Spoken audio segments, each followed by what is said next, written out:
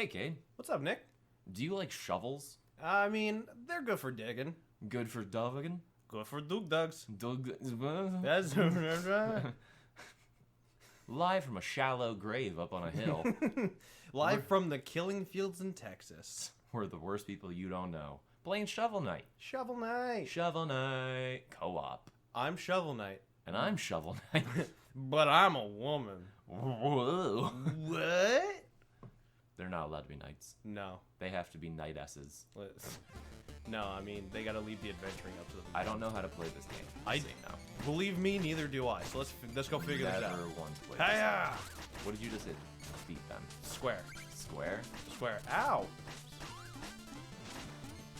Infinidagger! Oh my god. Oh, wait. Treasure. Wait, treasure. I'm Treasure. getting treasure over Treasure. here, though. Treasure. I want to beat this boss. Ah. This boss? Oh, that's not a boss. Why would you think it is? Because it seemed tough. I just found the final boss of the... Ow. Wait. Save my shit. There we go. I'm alive. I'm alive. They called me Jesus. Wait, so Okay. how do you dig down? Oh, you just hit. What's that? What are you hitting? I don't know what I'm hitting. Wait. Is it just like... Oh, you literally just do the directional pad down. Okay. Oh, okay. I kept hitting square. I was like, what? Yeah. What the? Ow. The bubble fucking beat you up. You're a fucking bitch. Get up, cuck.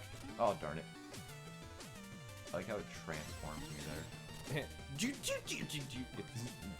Okay, speaking of So, transforming... are we getting on this already? I legitimately want to get on this as soon as possible. So, between... God fucking So, damn it. between the now and the last time that we recorded, we saw the greatest movie of all time, Hobbs and Shaw.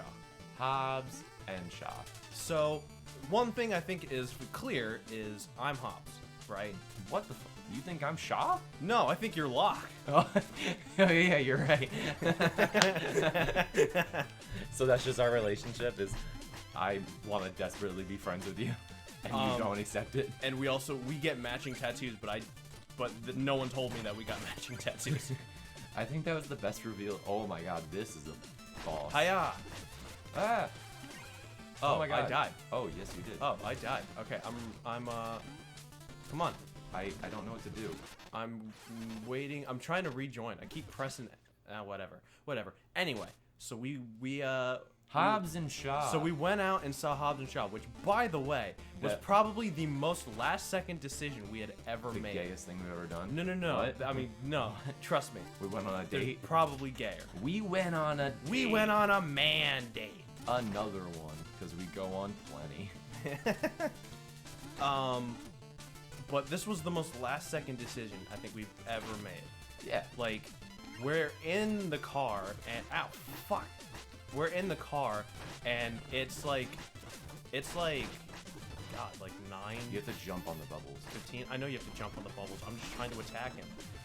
He won't be shooting bubbles if he's dead. Son of a biscuit-eating bitch. Oh, we beat the first boss. We're so good. We're the best in the business. We're the best around. Oh, so Hobbs and Shaw. So anyways, so Unexpectedly, the best movie I've seen in a while. Same. I mean, so if anyway, we're talking purely enjoyment. Well, but here's the thing. Like So we were in in your car. So we were in your car. It's like 9:10, 9:15, right? And you know, we're listening to How Did This Get Made, because they did an episode We where just started it. yeah, like, we within literally I think we were like 6 minutes in. Maybe. But they were talking about it. They were really hyping it up, and we had a moment where you looked at me, Nick, and you went, "Do you just want to go see Hobbs and Shaw?" And I was like, no joke, I'm kind of tempted. And over the course of the next like 10 minutes, we looked up every nearby theater. Every theater possible. Every theater possible to find. Desperately trying to find. Yeah, fuck, dude, I keep losing. There we go. Of course, there's something going on in the back. Of course. Anyway. Yeah, So desperately trying to find. So we're desperately some trying to theater. find a nearby theater that has a showtime going that we can make. We find one, And we get there. It's a 10 o'clock showing. It's right? the last showing at this theater. Yes, you it can is. tell by the fact that these employees hated us for showing up. Oh yeah, I mean that goes without saying. But I mean they were thoroughly disappointed. People we came in. also like when it came down to it, we were the only ones in the theater. Yeah. You know, when the movie started, it was glorious. And something that I realized about the two of us together is we'd be black moviegoers. yeah, if you put the two of us in a movie theater together and you can guarantee us that we're gonna be in the theater by ourselves, we turn into the biggest pieces of shit on earth. biggest pieces of shit to have ever lived. But I think honestly the big takeaway is Hobbs and Shaw is quite possibly the greatest film ever made in the history of cinema. And you know, I don't say that lightly. You know? No, yeah. When you have a movie, I realized something about it that made me love it more. Ah, damn it. Okay. And what'd you realize? I realized that I think we loved it because they took the idea of like caring about like logic and caring about like what could actually happen. They just threw that out the window. Oh, from the first minute of the film. And I think it was purposely done because a lot of scenes they could have done the old like movie trope of like explaining how they're gonna do it or like having like the rundown of like how's this mission gonna go, and they kind of just said nah, like we're good, you know, we don't need this. Wait, I was seeing if there was something up here. Well, there is now. You're busting the fucking line. Your ass is blocking me, bitch. So is my wait before so yeah, I mean, not only did they throw all of that out, but like threw logic out the window. But like you could tell that like we should go back. Plot and character development were like the last things on their mind. Oh yeah, no, they didn't give a shit. Especially they're like, what the hell's the plot? But I think we realized that this movie was gonna be golden from the moment we saw that "Time in a Bottle" was the song playing. It opened on "Time in a Bottle." Like, and not just "Time in a Bottle," but like a weird dramatic version of "Time in a Bottle," like a slowed down, like acoustic version. Like, and you're like, what am I watching? And you're like, what am I listening to right now? I think there's something over here. There's something up there. Oh, okay. Go for it. Maybe not. Never mind. I'm good. But I want to take a moment right now. Sit right there. And to tell you became the prince of Hobbs and Shaw. Of Hobbs and Shaw. And I want us to each just kind of run down some of our favorite scenes, favorite moments, stuff that surprised us. Oh, okay. You know, just of course. Just kind of like stuff like that. So why don't you start, Nick? Just talk about my favorite part. Truly, was the last battle scene. Oh my God! You mean the scene in quote unquote Samoa? In quote unquote Samoa. I think actually there's another shot down here. Can you go? Oh no, never mind. There is not. Never mind. There is not. So why don't you talk about why it's your favorite? Because it made no sense. Fucking sense. Yeah, none at all. Like nothing about the entire scene. Nope. Made sense. Nope. From the beginning shots of it being nighttime and them setting up a timer of 30 minutes. So that's something that like action movies love doing. They love setting a timer on it and saying like they adore setting timers. Like we got 30 minutes. Yeah, we only have 30 minutes to do this. Like, yeah. This movie set a timer on the entire film, and it was 42 or 72 hours technically. Yeah. And then eventually it was only 42 hours. Yeah. By the time that Hobbs and Shaw got together, it was only 42 hours. How do we get that treasure chest? I want that treasure chest. I'm trying to find where to go. But so Hobbs and Shaw. So like by the time Hobbs and Shaw get together, there you go. Okay, so by the time Hobbs and Shaw got together, it was 42 hours left for Vanessa Kirby. Apparently, by the time they started working together, there was only 30. Sorry. No, there was only 42 hours left. Yes, there were 72 hours total from the time that she got her. Hold on. So the whole premise of the film is Jason Statham's little sister. Now, when I say little, they're trying to say that she is maybe Like 3 5 years? No, maybe 5 years younger. Okay, five at years. most. Five Yeah. at most. Like 5 years younger than him. Yeah. Jason Statham is 50-something years old. Almost 60, yeah. Yeah. Yeah. In the film, his sister is maybe 24. Maybe 30. Okay, maybe 30. Like, Yeah, 30. You could posit a world where she's 30. Yes. So But that's yeah. 20-something years difference. But she's 5 years younger than him. But she is apparently only 5 years younger. And So- also don't forget, their mom is Helen Mirren. Oh, yes. Who has a Cockney accent. Yes, and is somehow For- really good at breaking out of prison. Yeah, for no fucking reason. Who cares? But like for some reason can't seem to break out of the prison that she's in right now. Yeah. So the premise of the film is his sister works for MI6. And in a mission, they... Ooh, Thunder? that was thunder. Oh, jeez. Feel the thunder? Thunder? So anyway, so in a so mission, they're- they try they're- to recover this virus. Yes. This virus that apparently can melt your insides in 72 hours. Oh boy. So they have set a time limit on this film. Ah, darn it! I should have waited till. I'm gonna try and see if I can recover it. This is the tough one. And in the film, Idris Elba, Black Superman. Black Superman. Yes. Black Superman. Okay. I wanna talk about this. I wanna go on a side note. For a Wait, little no. Let's just no. Let's finish explaining the bit. plot for okay. 2 seconds. Fine. Okay. Fine. He Do you think? he is also after this virus, and so Vanessa Kirby, is that her name? Vanessa Kirby. Vanessa Kirby. Well, So- it's not her name in the movie. No, it's yeah, the actress. that's the actress's name. Yeah. She decides the only way to not allow Idris Elba to have said virus is to inject herself with it. So she has given herself only 72 hours to live. Yeah. So, but Idris Elba, who apparently controls the media, sets her up Yes, as please. having betrayed MI6, and so that's why she took off with the virus. So she's wanted, and Yes. that's why they have to get Hobbs and Shaw together to catch her. They get Hobbs because he's like the best in the biz kind of thing. Yeah. And they get Shaw because it's his sister. Yeah. So, Well, also because he's also really good at what he well, does. yes, but also I think Quote, it's unquote, because, really good at what I he think it's does. also because it's his sister. I mean, mainly because it's his sister. Yeah. I mean, you're not wrong. So,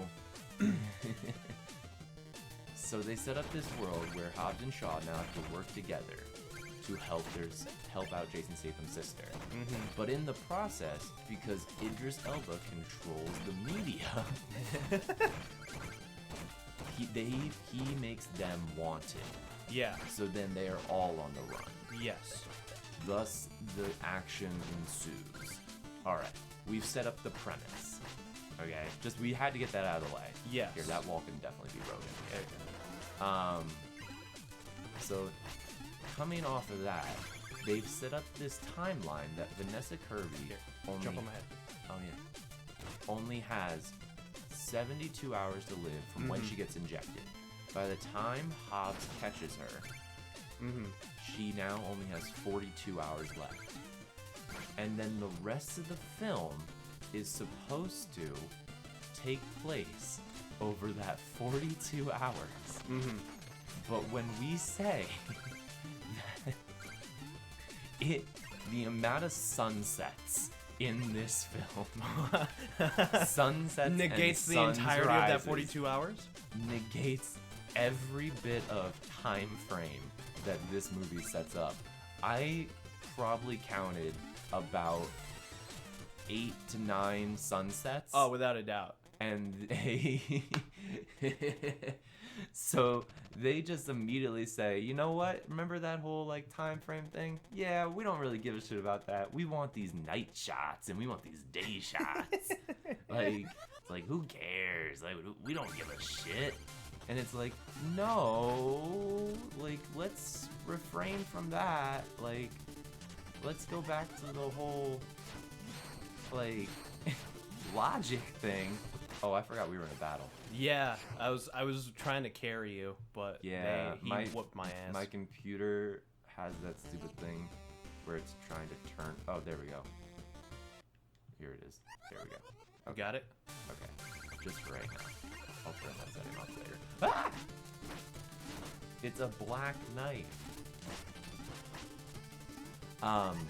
So this film sets up a world where night and day mean nothing. Oh, absolutely nothing. And they time never itself means try not to a thing. explain it. They never attempt to explain it. I don't know if I appreciate that they never attempt to explain it. I think that adds to the film. Mm-hmm. Like it adds to the mystique, the magic of this film. That they never attempt to say, oh, well, we're going into this time zone, so that way we gain more days. Nope, never. Never. So I want to so on the prospect of the fact that time means nothing in this film, I want to say, so first off, okay, so Vanessa Kirby injects herself with this virus. She's got 72 hours, okay? Yeah. Now, in the span of that 72 hours, Hobbs gets on a flight from LA to London, okay? They're in London for multiple hours. They go on a commercial flight from London to Moscow. They're in Moscow for at least 2 days. What seems like 2 days. Because there's literally, they talk about how they have no time for anything, and yet there is an entire sequence of the film when they're in Russia that takes place at night. For no reason. For no reason. And then they go through a whole mission. They go through a whole mission where they're in the enemy base. Oh which, wait, hold on. For all intents and purposes, is in Chernobyl. No, we need to talk about that part in Russia, because so they set up the fact that they have no time. Mm-hmm. Mm-hmm. It kills me to talk about this. They set up the fact that they have no time. Like they're like we only got 42 hours, and these random Russian bitches that they have to go meet to get equipment or something. I don't even know. Like Jason Statham knows him. He makes out with this chick for like a solid minute. Oh yeah, without a doubt. It was just long enough to start to get uncomfortable. Yeah. And then especially knowing probably what the age difference is between them. It's probably bigger than the Vanessa Kirby and Jason Statham age. Without a doubt, yeah. Especially and also because she's supposed to play this badass Russian chick who like steals from mobsters. Who's never named. She's never named. She gets a lot but of she screen does time. it all in what is basically Victoria's Secret line. Oh, basically? No, it is. It is. It is. I mean, yeah. Yeah. It's never once did I think, huh, she's wearing enough clothes. Like, she's wearing a fucking, like, brassiere. Oh. And, like, a fucking, like... It's just so stupid. It's just so stupid. And they have a whole night scene. There's a whole night scene where she talks to Idris Elba. Like, and you're like, why is it nighttime? Yeah. Did they spend 24 hours here? Oh, but before we talk about that, 24 hours. Can we talk about the fact that the reason why that scene exists is because they were setting up a scam that her and Jason Statham used to do that they nicknamed the Mick Jagger? Yeah, the Mick Jagger. God. Jesus. Oh well. I guess I'm carrying. But like, first off, that is weird. Weird? Yes. It's very weird. And second off, the whole idea is that you have no time for anything because you have 42 hours until not only is Vanessa Kirby dead, but like the world gets infected. Yeah, but like her infection spreads, goes airborne, and infects the world. Yeah. At least that is what I gleaned from what little plot there was. The slightest bit of plot that they applied. And also the culturally ambiguous Russian scientist. Russian? Are we officially saying he's Russian? Because I want to say yes. I want to say yes, but I think we made the joke that he's from Little Poland. Little Poland, New York City. No, Little Poland, New Brunswick. Oh, that's right, New Brunswick, New Jersey. But he runs a Polish diner. In New Brunswick, New Jersey. Basically, they run through the Mick Jagger, which was they were going to get her on the inside by pretending to give her up. By pretending to give her up to Idris Elba. and they take her to their base, which is 100% in Chernobyl. They literally, it literally it's says the most Chernobyl-looking place It literally I've ever says seen. Ukraine when they bring her there. It's the most Chernobyl-looking, non-Chernobyl place. Yeah, and then Jason Statham and The Rock, having gone through like 11 changes by this point. They wear so many different outfits. So many. It was like watching The Devil Wears Prada, but for men. Yeah, like I was so confused as to why they needed to wear so many different jackets. Yeah, and but anyways, so they fly in there. We're killing each other because we try to jump and we jump on each other and send each other into him. That's true. I mean, yeah. Like we need to stay on different sides of the screen. Yeah. So basically, they fly into Chernobyl to save her. Oh, in a jet. In some fucking jet. In a jet. And that they don't really explain. My favorite part of that scene was when, to spite Jason Statham, The Rock launches himself out of the jet. And when he says not to. Yeah, when Jason Statham says not to do it. And then afterwards, Statham proceeds to launch himself out of the jet, and they skydive through a reactor into the base. Oh yeah, like legit into, like they don't have the parachutes out until they're in the reactor. Yeah. Because as if the parachutes were gonna give them away. Like they were like, you know, we can't pull our chutes until we're in the reactor, or else they'll see us. Yeah, like, we'll get caught. You don't think they'll see the giant man falling from the sky? Like drones exist. They own the media. You don't think they're gonna see you coming? Really? Yeah, I don't even understand that. But then they get in there. An action scene that was so long and had a gag that it was somehow not long enough and too long. But like a gag that like almost went on for like just a second too long. You're like, this could have been over a moment ago. Yeah. Like yeah, for sure. You didn't need to pick up every single guy and try to use him for the retinal scanner. Like, oh my god. That was like, it was like funny the first like two guys, and then it just got painful to watch. And then you're just like, okay. Yeah, then I'm just like, all right, can we just like they got so bored The Rock started doing push-ups or some dumb shit. But I guess in the end, he finds whichever one is the right one, right? And yeah, for no fucking reason. For no reason at all. And then they get in there, and they are captured. Yeah.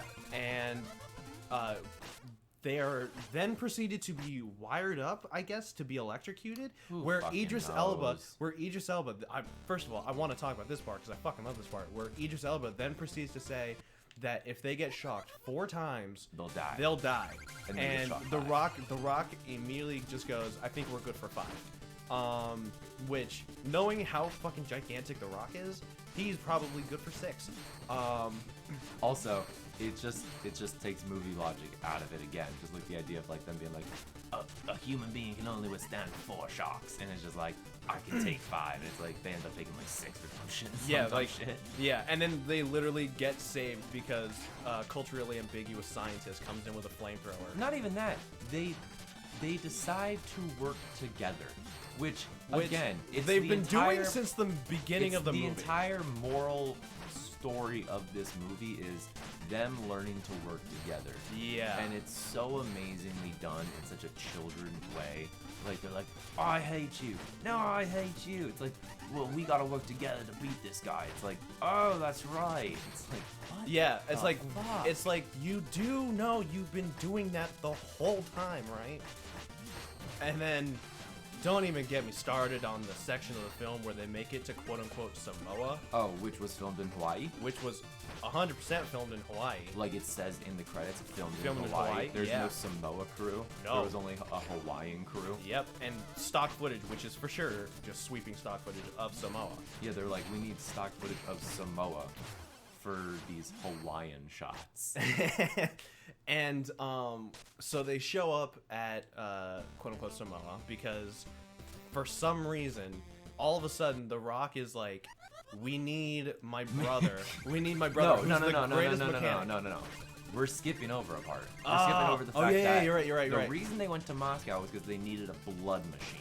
A blood machine that is like so high tech that like only one exists, and it's the only way to save Vanessa Kirby. Oh and my god. and this science is in culturally ambiguous science is built, right? I think. So Either he built it or at least he helped work on it. yeah, something. Yeah. So they go, and of course, during the mayhem, the machine breaks. Naturally, of course it breaks. Because of the dumb shit that they put this machine through. You're talking about the entire car chase they have where it ends with a reactor falling on Idris Elba, and he shakes it off like nothing happened. Shakes it off as if like he just took a punch, like nothing. Like, he didn't even break a sweat. Didn't even notice it. With his Transformer motorcycle. Which is honestly one of the best parts of that movie, because his, like, when I say Transformer motorcycle, his motorcycle made Transformer noises as he would drive it. Yeah, it did. But anyways, so in that car chase, they break the machine. Yes. And so The Rock takes Jason Statham, his sister, quote-unquote sister, and the machine, and they go to, quote-unquote, Samoa, because apparently The Rock's brother, the only person good enough to fix this machine, is his mechanic brother. Mechanic. Car mechanic. It's the only person in the world, through all these Fast and Furious films they've been through, the only person he can think of to fix this high-tech machine is a car fucking mechanic. And I was so happy. Same. Also, I mean, you brought up a good point too, which was that his brother has never been introduced in the Fast and Furious universe, so they could have made him anything. They could have made him an engineer. Yeah, like it's not like they set him up in this film. Like the idea of him, the fact that he exists, the fact that like he is alive, and they were like, you know what should we make him? It's like the only way we can. Like, we need to make... I like how I dealt one blow that entire time. Yeah, I did all of that damage. Because I realized us working together was not working. So they set him up as a goddamn car mechanic. Yes. For no reason. None whatsoever. Oh, it's the greatest movie of all time. So then they finally go through the one section of the film that happens in every film where they talk about the importance of family. Family. And they fist bump a lot. Yeah, fist bumps a lot. But basically, The Rock's mom hits his brother with a sandal, like your typical, Polynesian, Hispanic mother. Yeah, no, just typical mother in a film. Yeah, for some reason. Very typical mother in a film. What? And well, I don't know. Apparently, we gotta catch him. Oh, caught him. But yeah, like, for some reason. So they do that whole thing. And his mom's like, you're going to... I'm not even going to do the accent. You are going to give them, whatever they want. And so they spend this whole time, like, basically, fixing the machine and setting up, so his brother fixes the blood machine by 3D printing parts on a 3D printer that looks like it's from a high school. Looks like it's from a community college engineering program. All right? But, like, one that's underfunded. Yeah, and someone donated the 3D printer. Anyway. But so they fix the machine. Hold on. No. So they fix the machine. The only way we can describe this Samoan fight is if we have a full 30 minutes to talk about it in the next episode. Oh my god, you are absolutely right. We have to continue this Samoan talk in the next episode. Because it is so insane, it deserves 30 goddamn minutes. Yeah, and I mean also, perfect timing too, because we just beat the boss too. Yeah, next level. All right. Well, we're the worst people you don't know, and we fucking love Fast and Furious. We love Fast and Furious. But only Hobbs and Shaw. Fast and Furious presents Hobbs and Shaw. It's the Hobbs and Shaw universe. It's no longer Fast and Furious. It's the Hobbs and Shaw multiverse.